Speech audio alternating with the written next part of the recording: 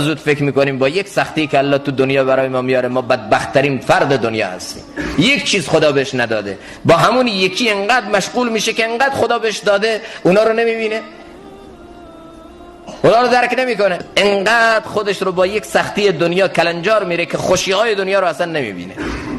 بنابراین هر سختی که میاد بگیم ناخوش تو خوش بود بر جان من، دل فدای یار دل رنجان من. خدایا من میدونم تو این علاج امراض درونی منه، خدایا من میدونم تو این کفاره گناهان منه، خدایا من میدونم تو این تقربه، خدایا من این میدونم که تو با این چیزا میخوای منو از این تعلقات پوچ دنیا دلکن کنی، منو میخوای با خودت وصل کنی. الله اینا همه از طرف توئه یا الله، اینا از طرف تو داره میاد، من خوشم به اینا. بعد اون موقع این سختی ها قابل هضم میشه، قابل هضم بمانه، اون موقع چی میشه؟ شیرین میشه.